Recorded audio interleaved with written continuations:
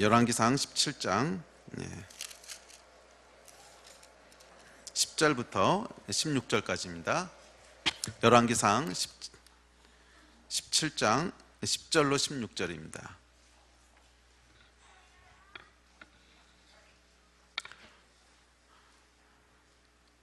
열왕기상 17장 10절로 16절까지 읽겠습니다. 한 목소리 읽겠습니다. 시작.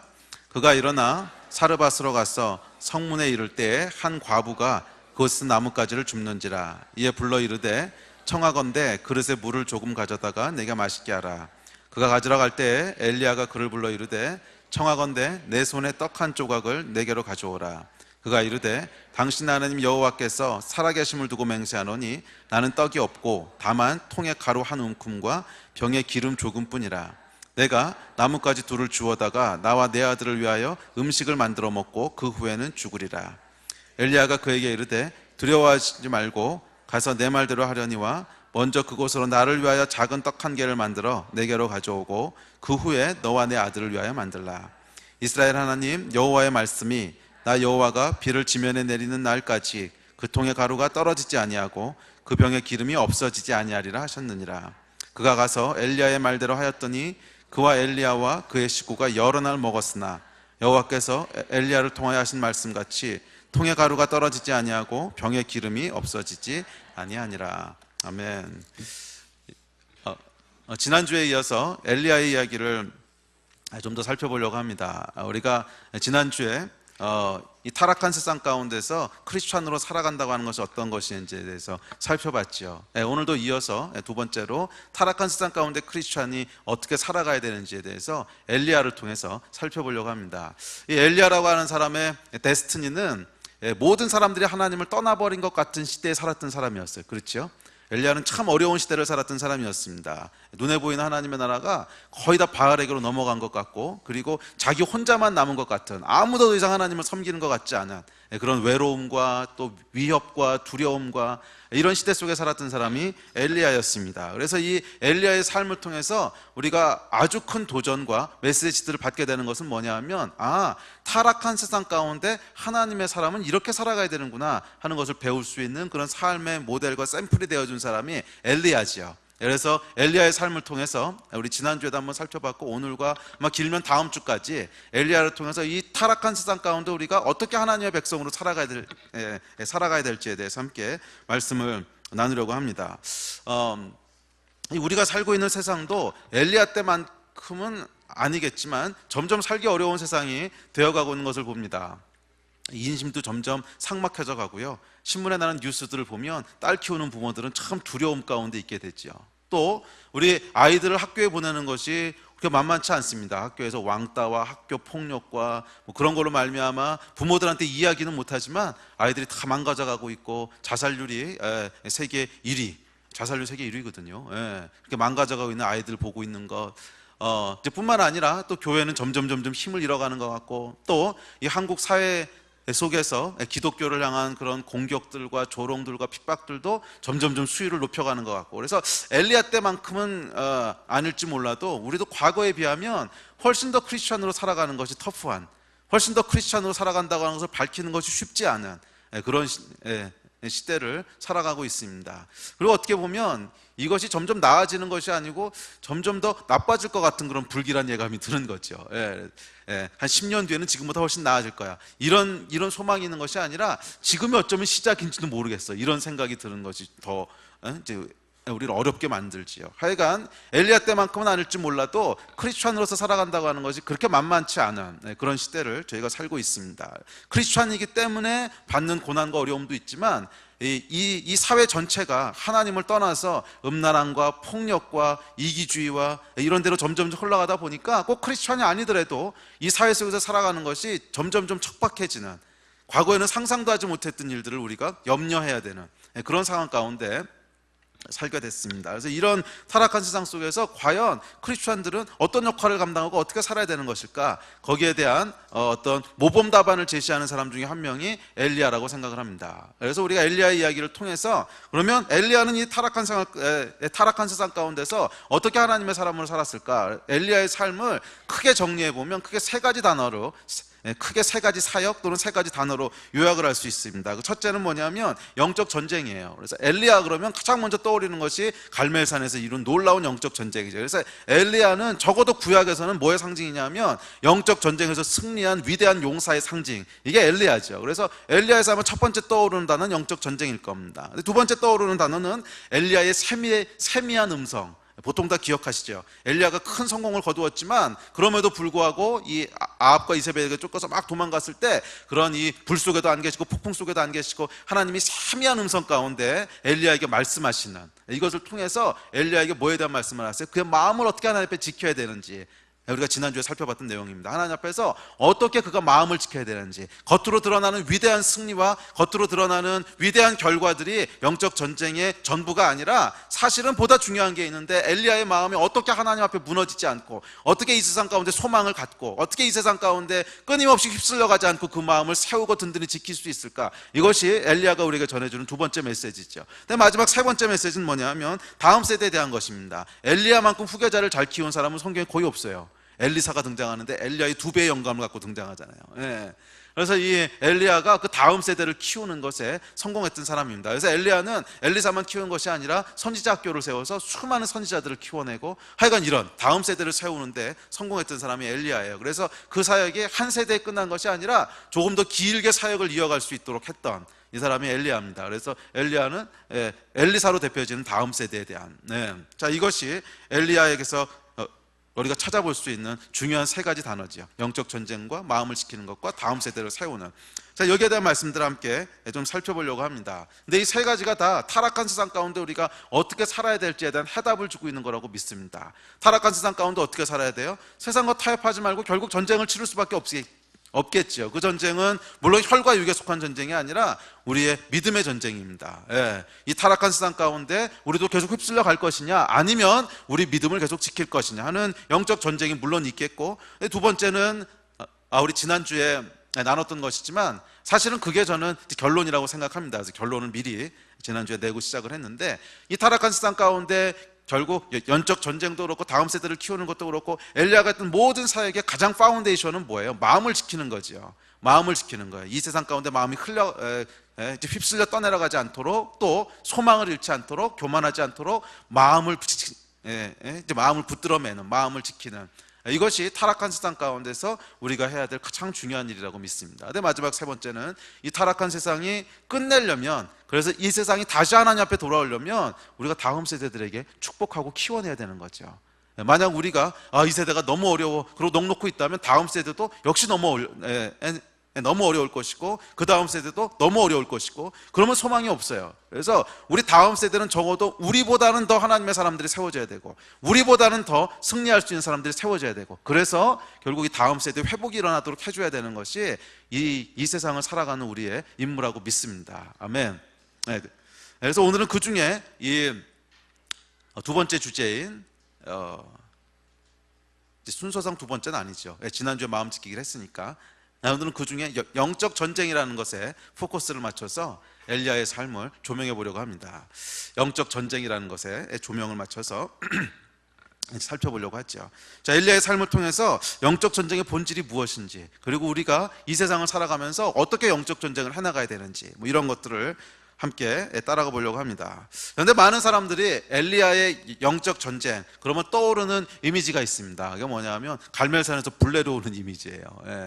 18장에 나오는, 18장에 등장하는 갈멜산에서 바알 선지자 450명과 단독으로 맞짱 떠가지고서 그들을 다 죽이는, 하늘에서 불이 내려오고 이들을 한순간에 다 멸하는, 이것을 영적 전쟁이라고 생각하는데 맞습니다. 그것도 뭐 영적 전쟁의 한 파트일 수는 있어요. 하지만 그것이 엘리야가 치렀던 영적 전쟁의 전부는 아닙니다. 엘리야가 치렀던 이 타락한 세상 가운데 엘리야가 살아냈던 삶 자체가 다 영적인 전쟁이었는데, 그 전쟁의 시작은 사실은 17장 1절에서부터 시작합니다. 17장 1절 한번 읽어보실까요? 17장 1절 함께 읽겠습니다. 시작. 길르앗에 우거하는 자 중에 디셉 사람 엘리야가 아합에게 말하되 내가 섬기는 이스라엘의 하나님 여호와께서 살아계심을 두고 맹세하노니 내 말이 없으면 수년 동안 비도 이슬도 있지 아니하리라 하니라. 첫 번째 엘리야가 했던 전쟁은 뭐냐면 아합 앞에서 하나님의 말씀을 선포한 거였어요. 이 아합은 누구냐면 그 당시 왕이었습니다. 근데 하나님을 대적하는 가장 악하고 강력한 왕이었어요. 예, 그런데 이 왕 앞에서 담대하게 이 엘리야가 하나님의 말씀을 선포합니다. 지금 너희가 죄 가운데 있기 때문에 하나님께서 비를 내리지 않으실 거라는 거예요. 내가 다시 기도하기 전까지는 하나님 비를 그치실 거라는 거예요. 이 말씀을 담대하게 선포합니다. 예, 그래요 여러분, 이 타락한 세상 가운데 오늘날 우리가 싸워야 될 영적 전쟁의 첫 번째 모습은 진리를 선포하는 건 줄로 믿습니다.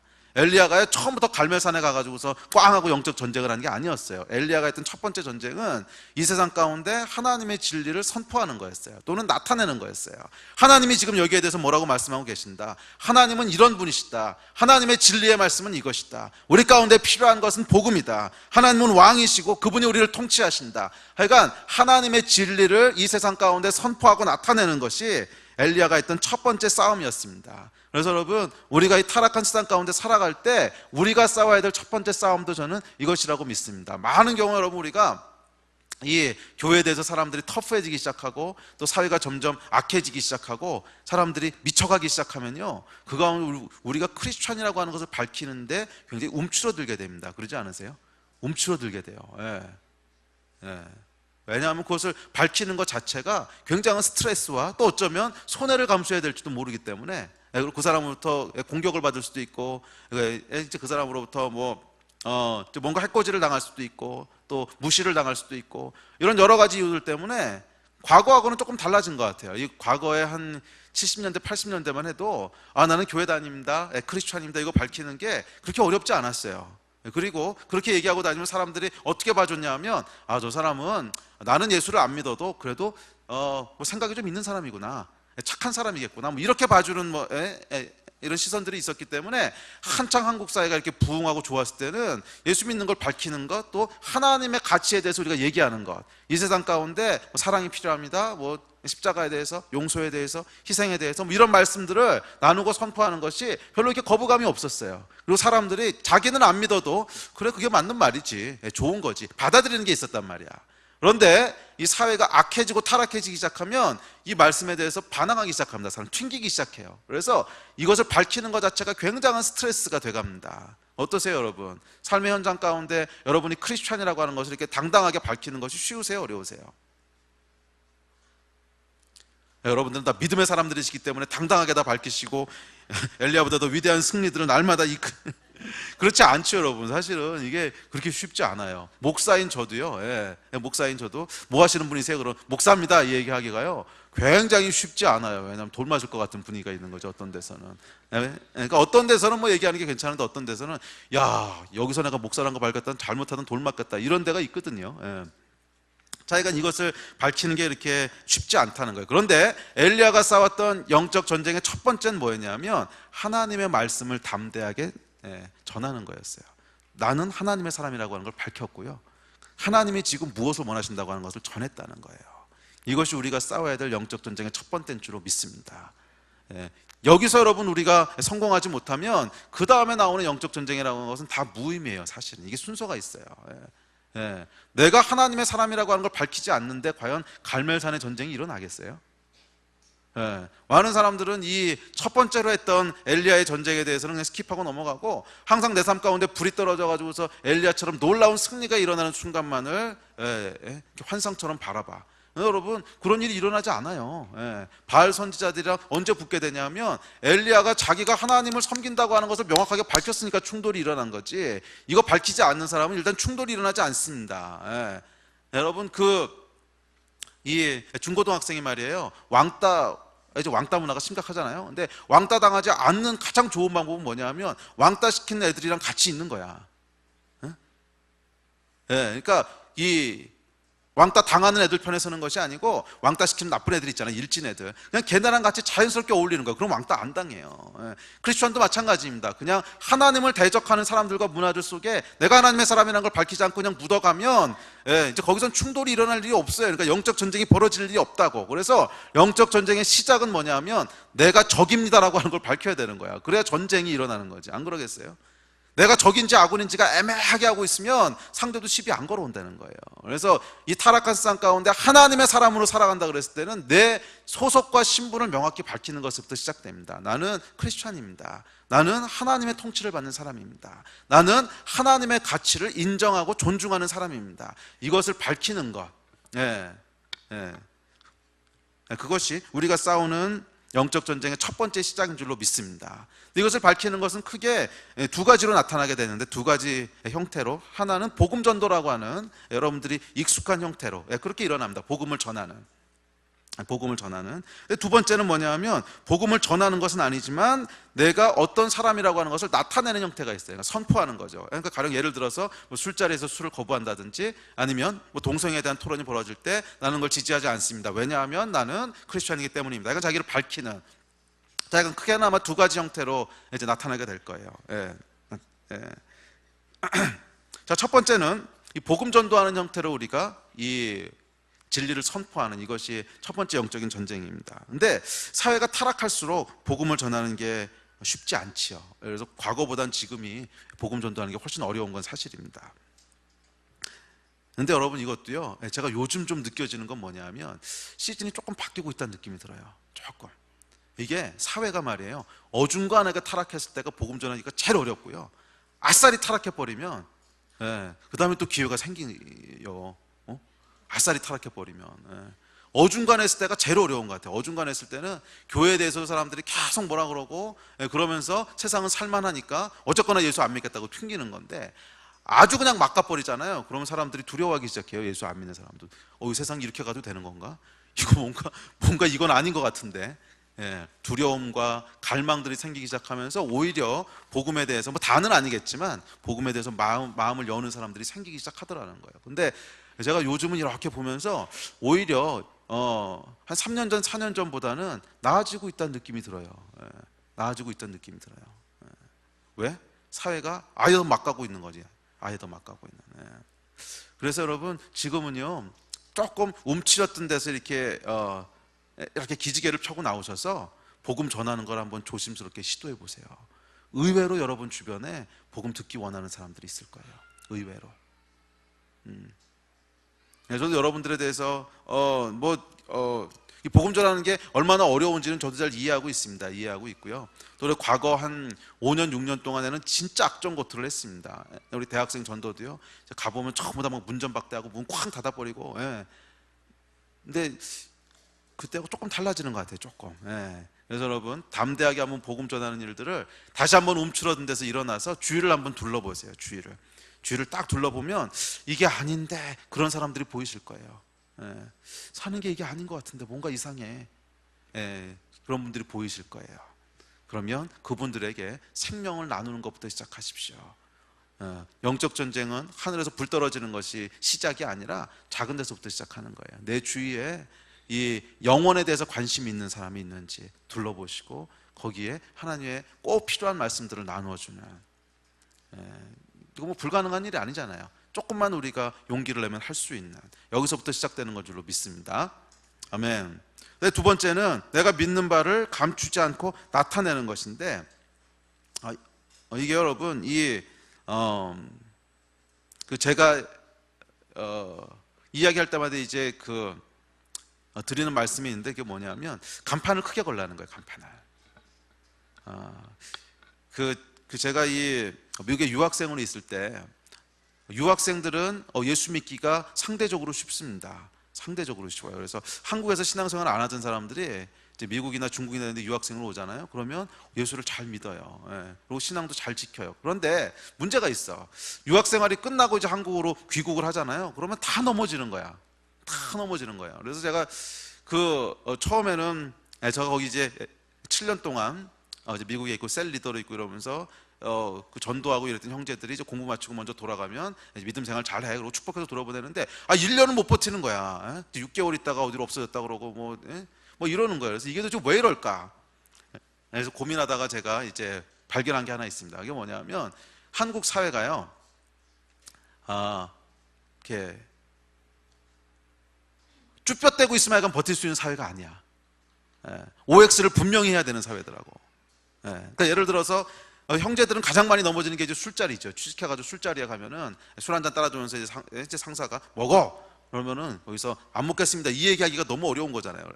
그래서 그냥 저기 딴 거 마시면 안 될까요? 그래서 왜 그랬더니 그러면은 전 예수 믿는 사람들에게 밝히는 게 아니라 뭐 간이 안 좋아서요. 뭐 이런 거라든지 아니면 뭐 차 몰고 왔어요. 뭐 이러든지 뭐 이러가지고 이제 어쨌거나 한두 번 쭈삣쭈삣. 근데 이게 여러분 통하는 사회가 아닌 거야.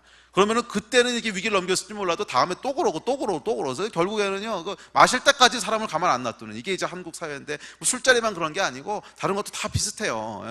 그래서 거기선 차라리 어떻게 해야 되냐면 간판을 크게 내걸어야 돼. 나는 예수 믿는 사람이기 때문에 건들지 마십시오. 절대로 무슨 일이 있어도 난 이거 포기 안 합니다. 이것을 명확하게 하잖아요. 그럼 처음에는 이런 또라이가 있나 이런 이제 소리를 듣죠. 이거 또라이 소리 듣고 처음엔 좀 미친 뭐 그런 소리를 들어도 이게 조금 시간이 지나잖아요. 그러면 알아서들 적응을 해요. 그렇지 않아요, 여러분? 결국 알아서들 적응을 해. 근데 물론 우리가 이제 다른 걸 잘 해야지요. 그러니까 다른 것도 다 또라이 짓 하고 있으면 안 되겠지만 다른 걸 다 열심히 일하고 다른 사람 배려하고 뭐 그러고 살다 보면 그 나머지는 이제 알아서 배려를 해요. 그래서 결국 어떻게 되냐면 쟤는 콜라 시켜줘. 그래서 콜라 시켜주게 되고요. 주일날은 쟤는 어차피 안 나가니까 우리끼리 일해. 그래서 그냥 어차피 적응해야 돼. 왜냐하면 양보를 안 하는 걸 아는데. 타협 안 하는 걸 아는데 그러면 어떡할 거야? 우리랑 그냥 완전히 이제 끊어버리고 살든지 아니면 자기들이 적응하든지 이걸 해야 되는 거거든요. 그래서 사실은 간판을 크게 걸어야 됩니다. 엘리야도 간판을 크게 걸었어요. 아하방한테 가잖아. 아하방이 누구야? 왕인데 왕 앞에 나가서 이런 소리 하면 죽겠다는 얘기지. 근데 그랬을 때 오히려 하나님께서 이를 구원하시는. 그래서 여러분 예수 믿는 사람이라고 하는 것을 간판을 크게 거세요. 어디서든지 간판을 크게 거세요. 이거 안 하고서는요 이 타락한 세상 가운데 여러분들이 버틸 수 있는 재간이 없어요. 끝까지 쫓아와서 확인하려고 그럴 거야. 세상은 끝까지 쫓아와서 여러분이 어떤 존재인지를 확인하려고 그럴 거라고. 그래서 아예 미리 밝히십시오. 왜? 나중에 쭈뼛대고 밝히면은 비웃음 받아요. 아이고 그래서 안 먹었는데 그럼 거짓말해서 간 나쁘다고 뭐 이러면은 여러분 얼마나 쪽팔려. 아예 그냥 처음부터. 상철 형제도 간증이 있잖아요, 그죠? 처음에 그 쭈뼛댔다가 그래요. 이제 궁금하면 나중에 물어보세요. 아주 어메이징한 간증들이 있는데.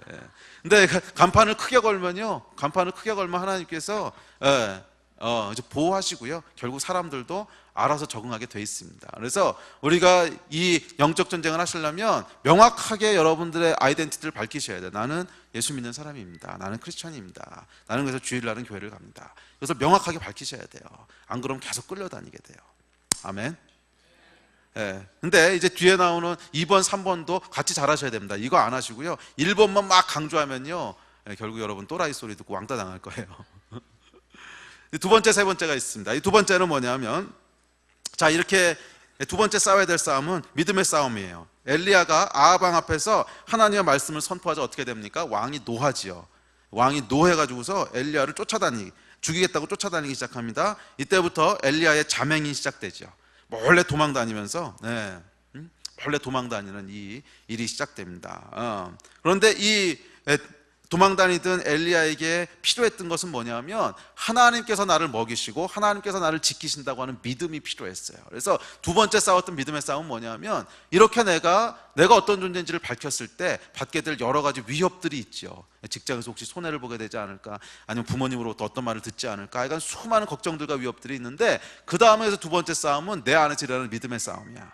이랬을 때 하나님께서 과연 나를 지켜주시고 내가 필요한 것을 공급하실까, 이 내면의 싸움이 두 번째로 벌어지게 됩니다. 그래서 엘리야가 싸웠던 두 번째 싸움은 믿음의 싸움이었어. 믿음의 싸움. 또한 우리가 타락한 세상에서 진리를 나타내고 선포할 때 우리가 싸워야 될 싸움도 역시 이 믿음의 싸움인 줄로 믿습니다. 그래서 우리가 나는 예수 믿는 사람이고 나는 하나님을 섬기는 사람입니다, 그렇게 밝혔을 때 많은 사람들이 와서 당신이 믿는 하나님은 어떤 분이십니까? 저도 알고 싶습니다. 이런 사람 별로 없어요. 열에 한두 명이나 그럴까 말까. 대부분은 뭐라 그러냐면 아이고 저 꼴통, 이거부터 시작을 해가지고서 입에 담지 못할 욕하고, 그 다음에 무슨 개독이니 어떠니, 뭐 하여간 입에 담기도 뭐한, 이제 그런 얘기를 뒤에서 막 씹고 이러는 거죠. 그래요. 사실 우리가 이 크리스찬이라는 걸 밝히는 순간부터 욕먹을 각오를 좀 해야 되고요.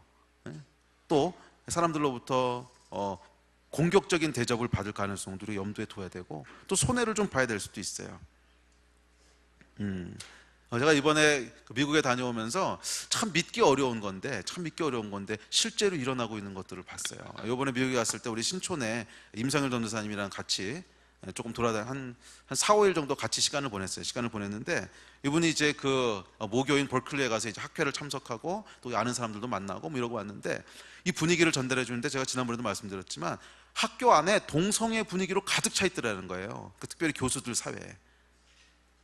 교수들 사회에 동성애를 지지하는 사람들이 압도적으로 많고 그 안에서 나는 동성애를 반대합니다 라는 얘기를 도저히 꺼낼 수 없는, 꺼내면 바로 왕따를 당하고 그 학교에서 다른 학교로 옮겨야만 하는 뭐 이런 상황이더라고요. 자기도 너무 놀랐다고. 어떻게 1, 2년 사이에 이렇게 분위기가 바뀔 수 있는지. 근데 여러분, 이게 남 얘기가 아닙니다. 이게 남 얘기가 아니고요. 뭐 한국도 지금 급격하게 바뀌고 있어요. 얼마 전에 임성희 교수님이 이제 한국에서 학회가 있어서, 이제 이분이 반도체 연구하시는 분이잖아요. 그러니까 반도체 학회가 있었는데 미국에서 이제 유명한 교수가 한 명 와서 이제 토크를 했어요. 이제 세미나를 하고 앉아가지고 이제 식사하면서 드론 이제 얘기를 하는 시간인데, 그건 무슨 얘기하는 거냐면 전공 얘기하는 거거든요. 그러니까 질문 있으면 질문하고, 그래서 세미나 한 거 중에 모르는 거 물어보고 뭐 이런 거 이제 나누는 시간인데, 이 사람이 한 1, 2분 정도 자기 이제 토크했던 얘기를 하더니 대뜸 물어보는 게 임 교수님한테, 임 전사님한테 당신은 동성애를 지지합니까? 이러고 물어보는 거예요. 그래서 당연히 이제 임성현 전사님 노는 지지하지 않습니다 그랬더니, 바로 물어보는 게 당신 크리스찬이죠? 그러고 물어보는 거예요. 그래서 크리스찬이라고 그랬더니 그 다음부터는 계속 1시간 넘게 그 얘기로 공격을 하더래요. 계속 1시간. 그래서 얘가 너무 당황해가지고, 이게 도대체 뭔가, 이게 학회에 와가지고 당연히 전공 얘기하는 게 상식인데, 아니 이 얘기를 1, 2분밖에 안 하고 지금 동성애 하는 거 가지고 나를 계속 공격하면서, 그러면서 결국 결론은 뭐냐면, 그럴 거면 당신은 교회 가서 목사하고 있지 왜 학교에서 이거 하고 있냐는 거야. 그게 결론이에요. 교회 가서 목사하고 있지 왜 학교. 하여간 이 사회가 여러분 지금 약간 미쳐가고 있어요. 한국도 여러분 멀지 않았습니다. 거의 비슷한 분위기로 여러분 아마 피부로 느끼실지 어떤지 모르겠는데, 지난 1년 사이에 동성애에 대한 한국의 이 태도가 엄청나게 바뀐 거 아세요? 한 1, 2년 전까지만 해도 그 동성애 하는 사람들 있으면 커밍아웃이란 말을 썼잖아. 쉬쉬쉬 몰래 하고 몰래 하다가 그거 이제 밝히면 사람들이 오호 제가 그랬대 막 이랬잖아요. 근데 요즘은 그런 게 아니래요. 아예 그냥 대놓고 물어본대요. 너는 남자 사귀니 여자 사귀니? 그러고. 그래서 강남에 가면요 그냥 대놓고 물어본대요. 넌 남자 사귀니 여자 사귀니? 이거 거의 미쳤어요 사람들이. 자기가 이런 세상 가운데 우리가 살아가고 있다는 거죠. 자, 그런데 놀라운 것은 엘리야가 이렇게 아방을 피해서 도망 다니기 시작할 때 하나님께서 보호하시고 공급하셨다는 거예요. 그릿 시냇가로 가라고 합니다. 그릿 시냇가로 가라고 명령하세요. 그래서 이제 그 시냇가로 내려가죠. 그랬더니 하나님께서 까마귀를 통해서 떡과 고기를 공급해 주기 시작합니다. 그때 기근이 들어서 먹을 게 없을 때였어요. 많은 사람들이 굶어 죽어가고 마실 게 없어 죽어가는 때에 하나님께서 물과 까마귀를 통해서 이제 뭐를 주시죠? 떡과 고기를 공급해 주시는, 자, 이것을 경험하게 됩니다. 자, 여러분, 이것이 우리 삶 속에서 일어나는 일이라고 믿습니다. 뭐냐 하면 우리 삶 속에도요 하나님께서 믿음의 싸움을 싸우는 사람들에게 뭔가 공급하시는 게 있다는 거예요.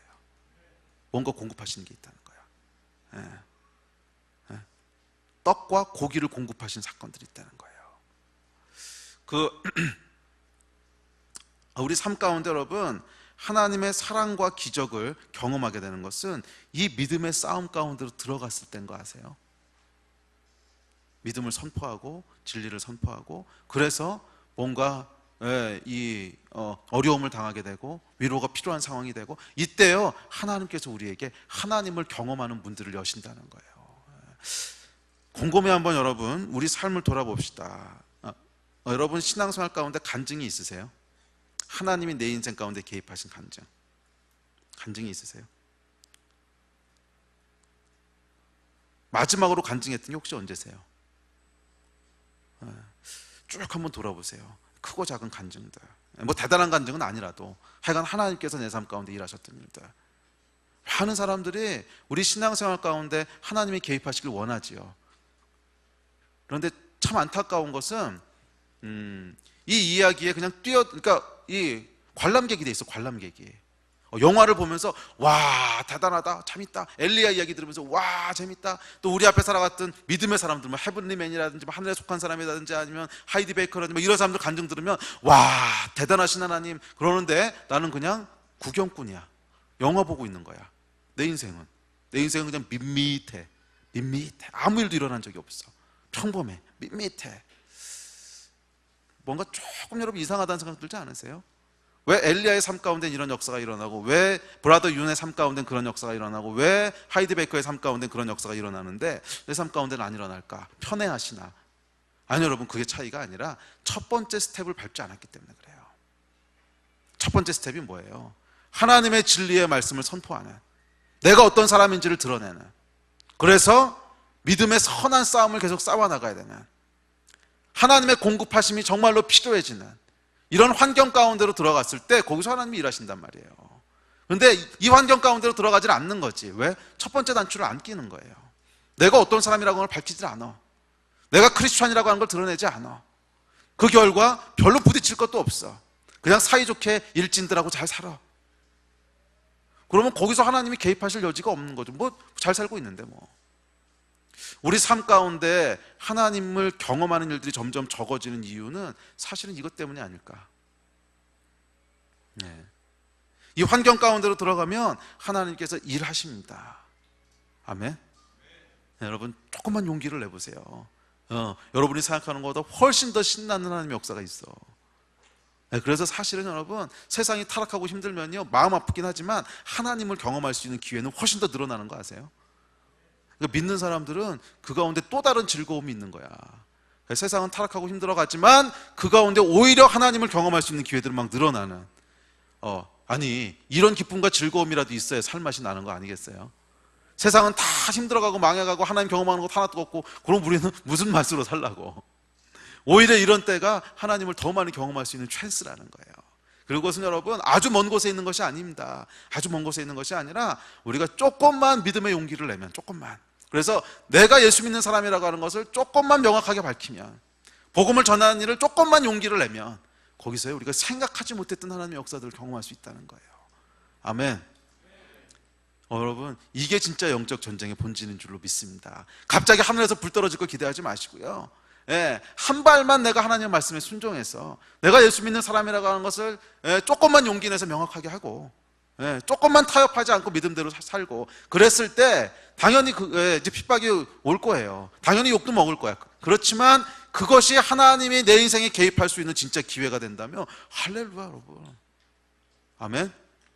초대교회 때 수많은 기적들과 구약에 나타난 수많은 하나님의 역사들은요 다 환난과 핍박 가운데 일어난 일이었지 태평성대에 일어난 거 하나도 없어요. 잘 한번 읽어보세요. 태평성대에 하나님 막 나타나셔서 이 까마귀를 통해서 먹을 거 주시고 만나를 내려주고 이러지 않는다는 거. 태평성대는 그냥 잘 살고 감사하면서 살면 되는 거야. 그것도 뭐 감사할 일이죠. 하나님께서 지금 평화니까 그때는 그냥 평화 주신 거 누리며 살면 되는 거고. 그런데 성경에 보면 어려웠던 시기들이 있어요.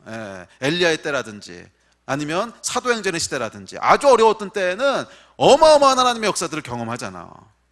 그러니까 여러분 세상이 힘들고 어렵다고 계속 위축돼만 있지 맙시다. 옛날엔 태평성대였는데, 태평성대는 태평성대대로 감사할 것이 있어요. 감사하고 살면 되는데 어려워졌다고 우리가 불평하고 위축 들어있을 필요는 없다는 거예요. 그때는 또 그때대로 하나님 역사하시는 방법이 있다는 거예요. 우리가 생각하지 못했던 하나님을 경험할 수 있는 찬스들이 있다는 거야. 그래서 조금만 믿음으로, 한 발자국만 믿음으로 나가보면 거기서 하나님 여러분 기다리고 계실 거예요. 할렐루야. 아멘. 생각을 조금만 바꿔보세요. 조금만 바꿔서 한 발자국만. 제가 요즘 이제 데이빗 데미안 목사님하고 이제 만날 기회가 많으면서 그분 간증을 여러 번 나누게 되는데, 이분이 아주 재밌는 간증을 해주시더라고요. 이분이 원래 이제 이집 이집션이죠. 이제 이집트에서 태어나서 거기서 의과대학을 졸업하고 의사로 몇 년 동안 있다 이제 캐나다로 오신 분인데, 이분이 이제 그 대학 다닐 때 16살 때 예수님을 만났어요. 16살 때 예수님을 만나고 이제 믿음으로 살기 시작했는데, 이분이 머리가 아주 좋은 분이에요. 진짜 천재야.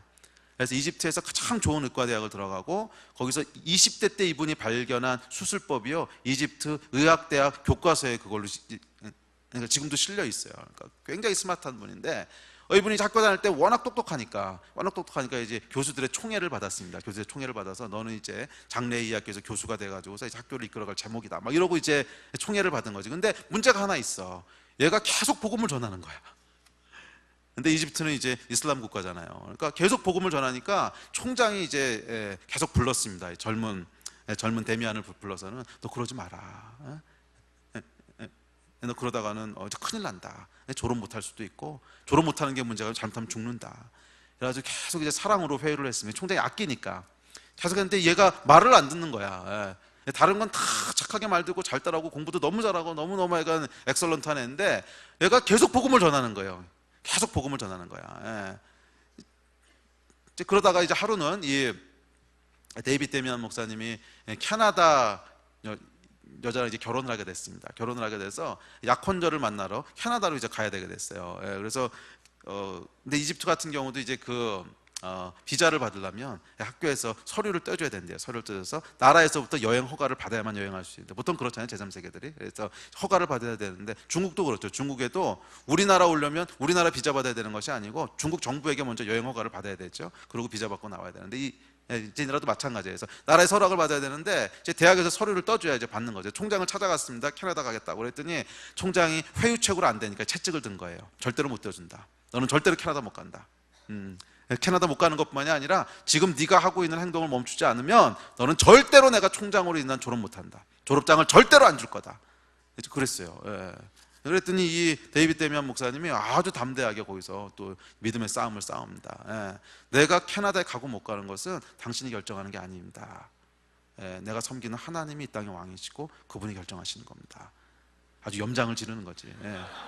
처음엔 이거부터 했다 그랬다. 맞아. 캐나다 못 간다 그랬더니 그거 당신이 결정하는 거 아니고 하나님이 결정하시는 겁니다. 하나님이 보내시면 갈 것이고 하나님이 막으시면 못 가는 겁니다. 그랬더니 염장을 질러놨더니 그 다음에 너 절대 졸업 못한다 그런 거예요.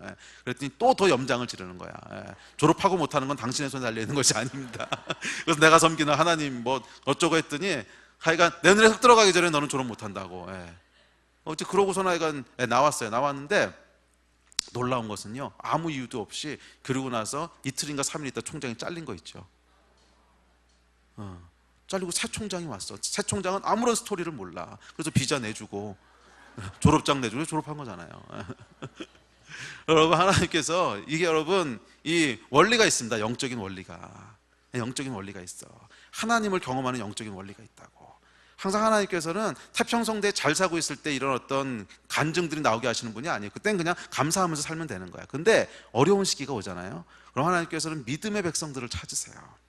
담대하게 자기가 하나님의 통치를 받는 사람이라고 하는 것을 말하고, 그것은 막 그냥 들어라 너희들이 이러라고 하는 게 아니라 감추지 말라는 거야. 내가 예수 믿는 사람이라는 걸 의도적으로 감추지 말라는 거야. 이해가 되세요? 그러니까 일요일날 뭐해? 등산 가자. 그럼 쭈삣쭈삣 뭐 부모님 보러 가야 돼. 이러지 말고 난 교회 다니는 사람입니다. 이렇게 기회가 왔을 때 명확하게 하라는 거예요. 내가 어떤 사람인지를. 어려운 거 아니잖아요. 조금만 용기 내면 할 수 있는. 그리고 한 걸음 더 나가서 복음의 필요가 있는 사람들한테 복음을 나누자는 거예요. 그리고 내 의견을 밝힐 수밖에 없는 뭐 동성애에 대한 이슈라든지 나왔을 때 나는 하나님을 섬기는 사람이기 때문에 이렇게 생각합니다. 명확하게 얘기하자는 거야. 이걸 했을 때 어려운 시기에는요 핍박을 받게 된다는 거예요. 그러면 거기서 하나님이 일하신다는 거예요. 할렐루야. 이게 보너스야. 이게 보너스. 그래서 이 첫 번째 단추를 끼지 않으면 두 번째 세 번째 스토리가 일어나지 않아요. 아멘. 자, 여러분 가운데 이 우리 하나님을 경험하는 역사들이 더 풍성해지기를 축복합니다. 자, 마지막 세 번째 싸움이 있어요. 세 번째 엘리야가 싸웠던 싸움이 있는데 그게 오늘 읽으신 본문입니다. 자, 본문에 보시면 8절 9절에 보면 뭐라 그러냐면 여호와의 말씀이 엘리야에게 임하여 이르시되 너는 일어나 시돈에 속한 사르밧으로 가서 거기 머물라. 내가 그곳 과부에게 명령하여 내게 음식을 주게 하였느니라. 까마귀가 공급해 주던 곳에서 그만 일어나서 시돈에 속한 사르밧으로 가라는 거예요. 그러면 거기서 너를 돌봐준 과부가 기다리고 있다는 거예요. 그래서 엘리야가 순종해서 정든 까마귀를 떠납니다. 그래서 이 그리시네가를 떠나서 사르밧으로 가죠. 근데 문제가 생겼습니다. 이 사르밧 과부가 먹을 게 없는 거야. 기근이 아주 심했거든요. 그래서 뭐라 그러냐면 마지막 남은 가루와 기름 하나로 나와 아들을 위해서 부쳐 먹고 그 다음에 죽으려고 그랬습니다. 왜냐면 먹을 거 구할 수 있는 방법이 없는 거야. 근데 놀라운 것은 이 과부가 엘리야의 말에 순종했을 때 기근이 끝날 때까지, 그러니까 다시 비가 내릴 때까지 사르밧 과부의 가루통과 기름병에 이 가루가 끊이지 않고 기름이 끊이지 않았다는 거예요. 통이 항상 가득 찼다는 거예요. 언제? 엘리야가 그에게로 찾아왔을 때. 여러분, 이것이 저는 하나님의 사람의 본질이라고 믿습니다. 그건 뭐냐면 하나님의 사람은요, 그 사람이 있는 주변이 복을 받게 되는 거예요. 그 사람이 있는 주변 사람들이 복을 받게 되는 거예요. 이게 세 번째 영적 싸움이에요. 그래서 세 번째 영적 싸움을 저는 복의 싸움이라고 붙였습니다. 복의 싸움. 자, 우리가 여러분 첫 번째, 두 번째만 계속 하고 있으면요, 세상에서 왕따 당합니다. 욕 먹어요. 저놈은 결국 일도 안 하고 저러고 있는 거 아니야? 저 나쁜 자식 막 이러고 욕 먹는다고. 그런데 세 번째 싸움까지 우리가 함께 총체적으로 싸우잖아요. 그러면 결국은 사람들이 자기가 동의는 안 해도 그냥 인정해요. 왜? 이건 제가 있으니까 복이 된다는 거야. 어쨌거나 제가 있으니까 회사에 도움이 되고, 어쨌거나 제가 있으니까 이 학교에 이제 뭔가 모르겠지만 약간 득이 되는 게 있다는 거야. 제가 있기 때문에 분위기가 밝아질 수도 있고, 제가 있기 때문에 사업이 잘 돼서, 하여간 제가 있기 때문에 뭔가 지금 복을 받는 게 있다는 거야. 그래서 여러분, 크리스천의 아이덴티티는 뭐냐면 우리가 있기 때문에 주변이 복을 받게 되는 거예요. 엘리야가 있기 때문에 사르밧 과부가 먹고 살게 되었듯이 우리가 있기 때문에 하나님의 공급하심이 그것 가운데 풀어지는 거예요. 이것이 여러분 우리가 복을 받는 근원인 줄 믿습니다. 저는요, 그래서 비행기 탈 때마다 항상 하는 이 속으로 하는 기도가 있어요. 이 비행기가 안 떨어지는 건 나 때문입니다. 여러분 감사하십시오. 아니 그렇잖아. 하나님의 사람이 있으니까. 안 그래요? 이것이 여러분 믿는 사람들의 아이덴티티예요. 우리가 있기 때문에 주변이 복을 받게 되는 거예요. 이것이 우리가 싸워야 될 싸움이며 또한 크리스천의 본질인 줄로 믿습니다. 우리는 여러분 이 사회 속에서 단순히 사회의 진리를 선포하고 복음을 선포하라고만 부름받은 사람이 아니에요. 우리가 영적 전쟁을 너무 좁은 의미로 제한을 해서 선포하는 것 또는 땅 밟기 기도하는 거, 뭐 기도하면서 전쟁하는 거 이런 것으로만 제한해 놓고 나서 보니까 이게 우리가 좀 이 정상적인 크리스천의 펑션들이 나타나지 않는 거야. 그것도 물론 영적 전쟁의 한 파트입니다. 분명히 감레산에서 불 내려오는 거 영적 전쟁이었어요. 그렇지만 엘리야가 싸웠던 영적 전쟁에는 그것만 있었던 것이 아니에요. 그에게는 그 때문에 엘리야 때문에 다른 사람들이 함께 먹고 살게 되는 복의 근원이 되는 이 싸움도 함께 싸우고 있었어요. 이것이 총체적으로 이 싸움이 형성됐을 때 결국 하나님의 나라가 그곳에 임하는 역사가 일어났던 거지 어느 한 부분만 싸움했던 게 아니라는 거예요. 이 세 번째 싸움도 여러분 기억하시기를 바랍니다. 제가 잘 아는 사장님 한 분이 계세요. 근데 이분은 일본 회사인데 아주 큰 회사인데 거기에 이제 각 나라의 지부를 갖고 있는데 거기에 한국 지부에 이제 사장으로 취임을 하셨어요. 근데 이분이 취임하자부터 이 회사가 달라지기 시작했어요. 그래서 지난 10수년 동안 전 세계에서 한 번도 안 갈린 사장은 이분밖에 없어. 근데 어떻게 바뀌었냐면 사원 한 사람 한 사람을 가족처럼 대하는 거야. 사원 한 사람 한 사람. 그래서 회사 분위기를 완전히 바꿔놓은 거예요. 그래서 그 회사는요, 제가 이제 그분이랑도 몇 번 이제 교제를 하고 또 그분이 보여주는 동영상도 보고 그랬는데 이거는 회사인지 교회인지 가정인지 오락 온 건지 기회 구분이 안 가.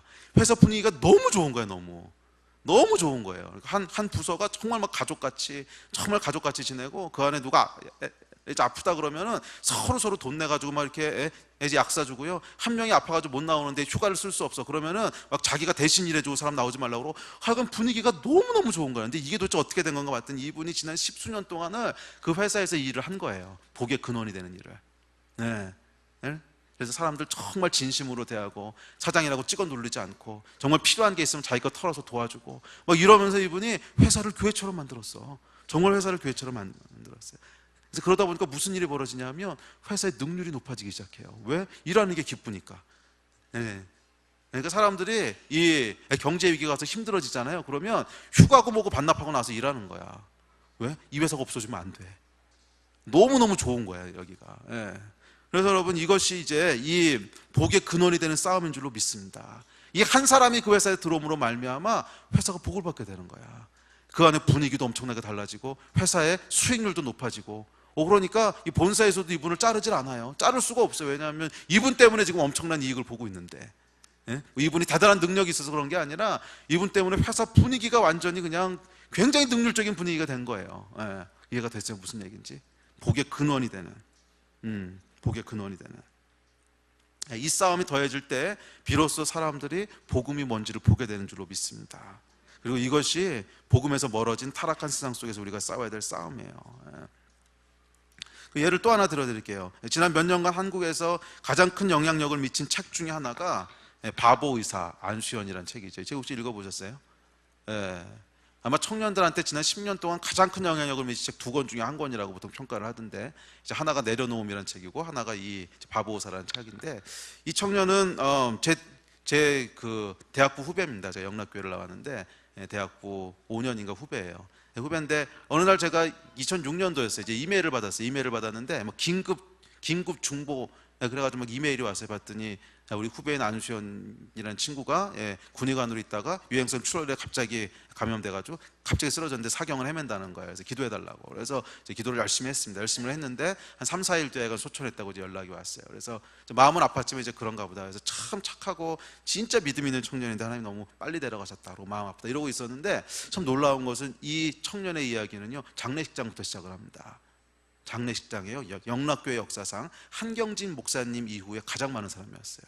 4,000명이 왔어요, 장례식에. 그래서 사람들이 의아하게 있어. 아니 33살짜리 레지던트 하던 의사인데 그러다 군의관으로 간 친구, 도대체 뭐 때문에 4,000명이나 여기를 찾아왔는가. 그래서 그 이야기들을 모으기 시작했는데 이게 책이 됐어요. 근데 찾아온 사람들이 누구냐면 그 앞에서 식당하는 아줌마, 병원에서 이 카트 밀던 분, 또 병원에서 침대 갈아주던 분, 구두 닦기 하던 사람 다 와서 뭐라고 증언을 하냐면 그런 사람은 처음 봤다는 거야. 구두를 닦는데 자기한테 그렇게 인격적으로 대해준 사람은 처음 봤다는 거예요. 의사 양반이 카트 미는 거 힘들어 보인다고 같이 밀어준 사람 처음 봤다는 거야.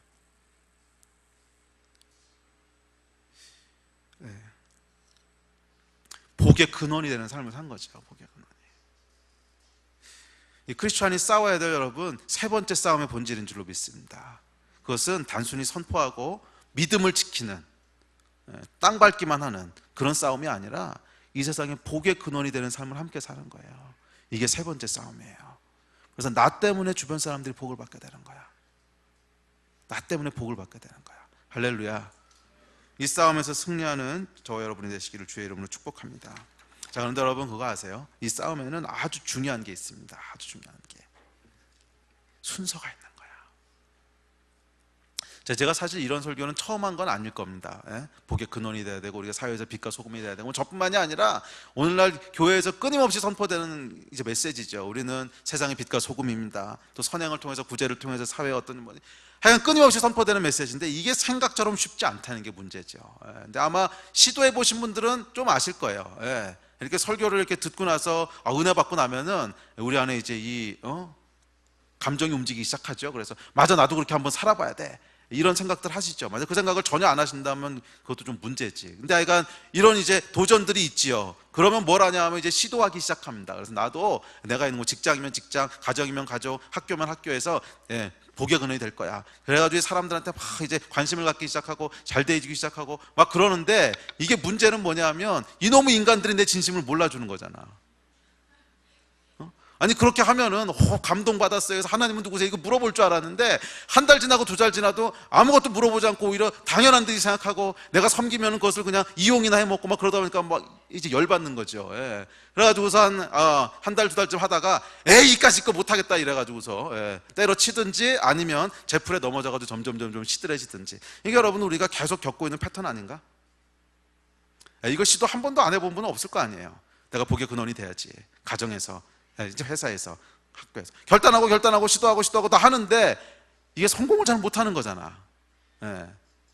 왜 그럴까요? 왜 그럴까? 이유가 있습니다, 여러분. 이게요, 세상에서 빛과 소금의 역할을 하는 엘리야의 세 번째 싸움이요, 하루아침에 되는 게 아니기 때문에 그래요.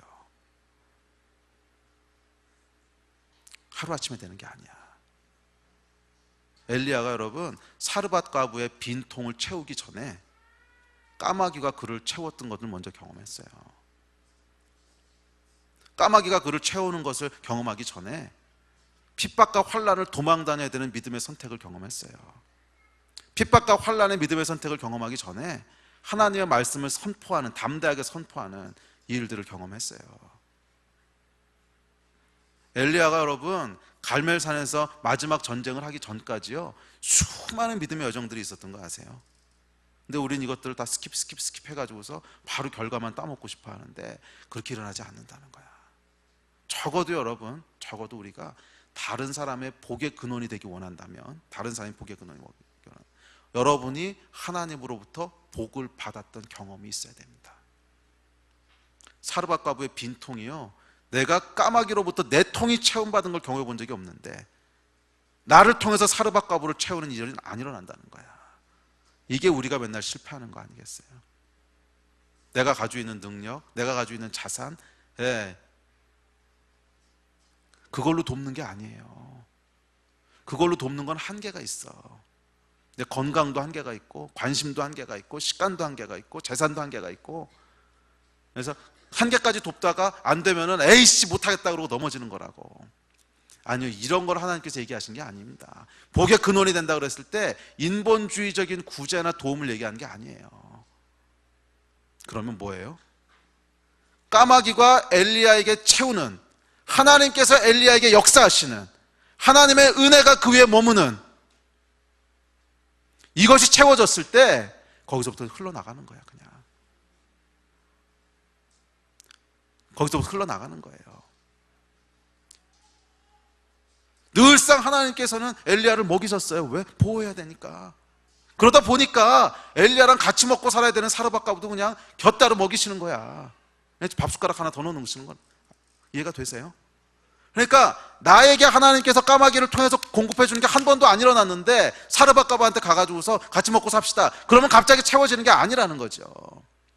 그래서 여러분에게 역사하신 하나님의 경험들이 있어야 됩니다. 여러분이 경험한 하나님이 있어야 돼요. 저와 여러분이 경험하는 하나님이 있어야 돼.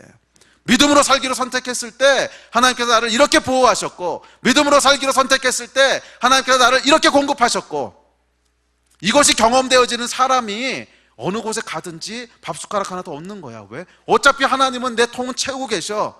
까마귀를 통해 채우든지 뭘 통해서 채우든지. 그랬을 때 내가 가는 곳에 복의 근원이 되는 거지. 나한테 이런 영적인 역량들이 없고, 내가 경험해본 하나님이 없고, 나를 채우신 하나님에 대한 간증들이 없는데 나를 통해서 어떻게 다른 사람이 채워지는 간증이 일어나겠어요? 이것이 우리가 실패하는 지점입니다. 우리 예배팀 나오십시오. 우리가 선 곳에서 복의 근원이 된다고 하는 것은 인본주의적인 것을 얘기하는 게 아닙니다. 맞아, 불쌍히 여겨야지, 맞아, 선행을 해야지, 맞아, 사람들을 돌봐야지. 돌봐보십시오, 여러분. 한계가 금방 찾아옵니다. 한계가 금방 찾아와요. 어떨 땐 차라리 안 한 것만도 못해. 아이고, 처음에는 간도 다 빼줄 것 같이 하다가 조금 힘드니까 이제 관심도 없지, 이러고 욕먹고 말잖아요. 그게 아니야, 여러분. 우리는요, 다른 사람들한테 막 퍼주려고 노력하지 마시고요, 그 이전에 하나님으로부터 체험을 받으세요. 어떻게?